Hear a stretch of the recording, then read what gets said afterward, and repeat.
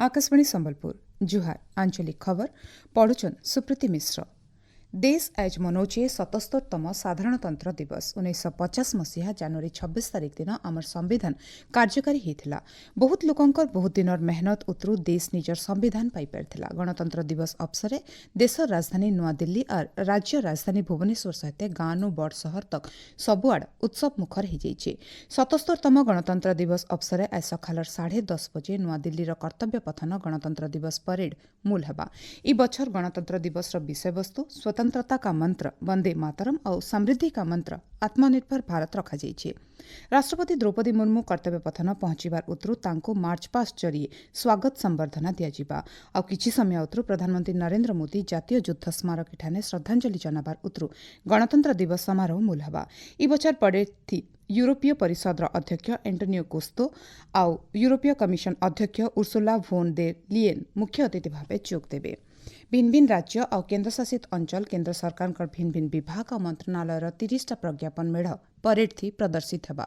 राष्ट्रीय गीत वंदे मातरम 150 बछर पूर्ति स्वतंत्र गान और भिन्न भिन्न क्षेत्र थी भारत प्रगति बाबत दृश्य ई प्रज्ञापन मेढ़ मान के ठान पाएबा। ई बछर समारोह थी ओडिशा प्रज्ञापन मेढ़ भी सामिल होइछे। कर्तव्य पथनु गणतंत्र दिवस समारोह सीधा प्रसारण आज सखालर 9:25 नु दूरदर्शन नेटवर्क थी प्रसारण कराजिबा। साधारणतन्त्र दिवस अवसर प्रधानमंत्री नरेंद्र मोदी देशवासी को शुभेच्छा जनइछन। ई राष्ट्रीय महापर्व देशवासी जीवन थी नुआ शक्ति और उत्साह संचार करबार सहित विकसित भारत संकल्प के आहरी बरकस करबा बोली प्रधानमंत्री श्री मोदी सामाजिक गणमाध्यम थी लिखिछन।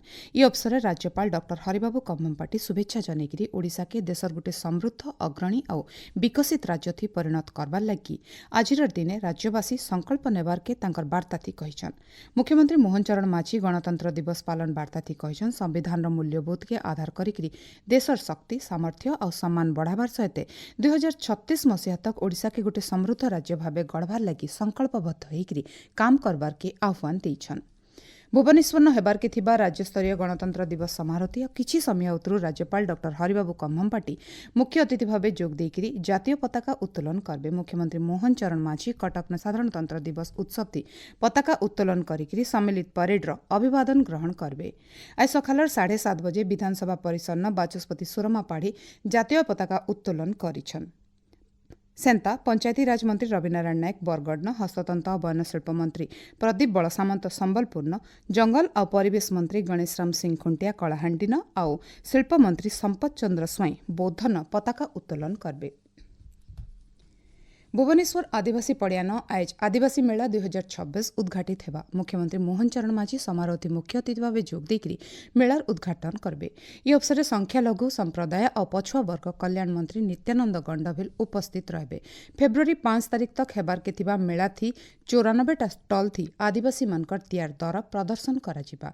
15टा स्टल न आदिवासी कलाकृति और 10टा स्टल न आदिवासी मानकर पारंपरिक बासस्थान प्रदर्शन कराजिबा। राज्य धारी समिति पंचायत निर्वाचन हेबा बोली राज्य मुख्य निर्वाचन कमिशनर मधुसूदन पाढ़ी कहिछन।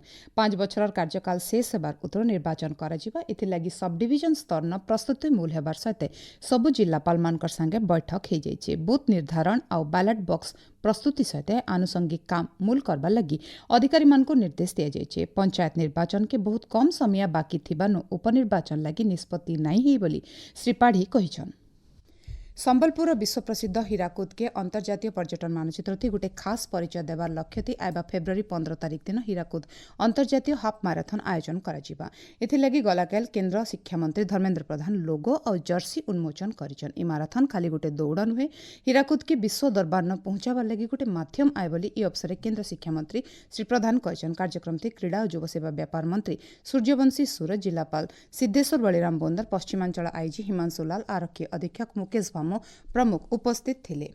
पाणीपाग पश्चिमा झड़ प्रभाव थी राज्यर बड़भागी जगान शीतर प्रभाव सामायन कमिचे। आइबा 3 दिन तक पाग एंता रहबा। इतर उतरू तापमात्रा 2 नु 3 डिग्री तक बढ़वा बोली भुवनेश्वर आंचलिक पाणीपाग विज्ञान केन्द्र तरफु अनुमान करा जायछि। आइबा 24 घंटा भितरे राज्यर समुद्र खंडी और भितरिया इलाका हल्का नु मध्यम धरणर कुहुड़ी हेबा बोली पाणीपाग केन्द्र तरफु कुहा जायछि। एचएन आंचलिक खबर इना शेष होला। इतार उत्तर आंचलिक खबर सुनी पारबे राति 7:02 थी। जुहार।